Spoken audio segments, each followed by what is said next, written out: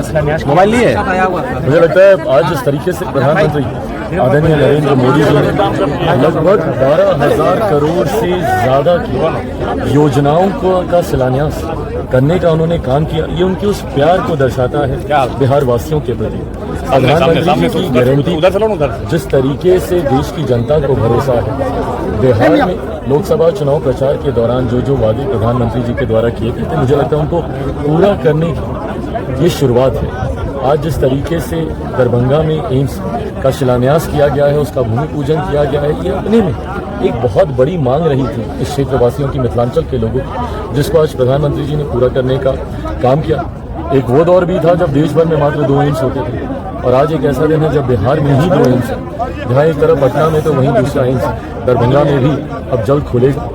एक लंबा सपना जो लंबे समय से मिथिलांचल के लोग, दरभंगा के लोग देख रहे थे, आज प्रधानमंत्री जी ने उसको पूरा करने का काम किया। मैं अपनी तरफ से, अपनी पार्टी की तरफ से जहाँ एक तरफ प्रधानमंत्री जी का धन्यवाद करता हूँ, वहीं हमारे मुख्यमंत्री आदरणीय नीतीश कुमार जी का भी धन्यवाद करता हूँ। ये वो डबल इंजन की सरकार की ताकत है जो इतनी बड़ी बड़ी परियोजनाओं को इतनी सरलता से धरातल पर उतारने में कामयाब रहती है। आने वाले समय में बिहार विधानसभा चुनाव के बाद भी ये व्यवस्था ऐसे ही चलती रहेगी, ये भी विश्वास है। आज जिस तरीके से एक अपार जन सैलाब प्रधानमंत्री जी के, और ये कोई चुनावी सभा नहीं थी, जिस तरीके से उसके बावजूद आज जिस तरीके से प्रधानमंत्री जी को सुनने के लिए एक जन सैलाब यहाँ पे उमड़ा है, ये अपने में दर्शाता है कि आने वाले समय के चुनाव परिणाम भी लोगों ने तय कर लिए हैं। बिहार विधानसभा चुनाव के बाद भी एनडीए की सरकार बनेगी, और ये डबल इंजन की सरकार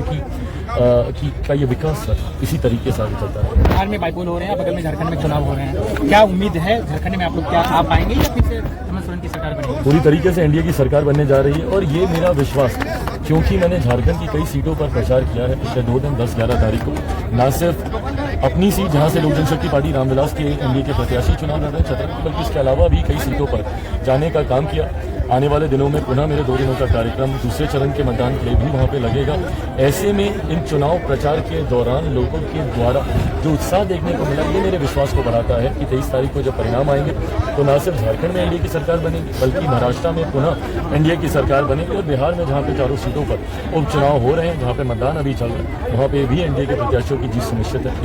एक अंतिम सवाल, तेजस्वी यादव कह रहे हैं कि बाईपोल तो हम जीतते रहे बिहार में, आने वाले दिन में 2025 में भी हमारी सरकार बनने जा रही है, पिछले बार थोड़े से के लिए रह गई, क्या आपको उम्मीद है कि जिस तरीके से लोकसभा में इनकी सरकार बनने जा रही थी, जिस तरीके से लोकसभा में ये हर सीट अपनी जीतने जा रहे थे, उसी तरीके से शायद ये बाईपोल्स भी जीत रहे होंगे, और उसी तरीके से संभवतः ये बिहार में सरकार बनाने का सपना देख रहे होंगे। हकीकत है, जब तक आप लोगों के बीच जाते नहीं हैं, लोगों की नब्ज आपको समझ में नहीं आती। ये वो लोग हैं जो बंद कमरे में बैठकर इस तरीके का विश्लेषण देते हैं, इस तरीके की सरकार बनाते हैं, जबकि हकीकत से राजद कांग्रेस के लोग कोसों दूर हैं। इनको ये भी नहीं पता कि झारखंड में कल इनके पांव के तले से जमीन खिसक रही है। जेएमएम के नेतृत्व में जो वहाँ की सरकार थी, वो महज कुछ दिनों में अब जाने वाली है। उसी तरीके से बिहार का अगर आप जिक्र करें, बिहार में लोगों ने मन बना लिया कि डबल इंजन की सरकार की व्यवस्था ऐसे ही 2025 के बाद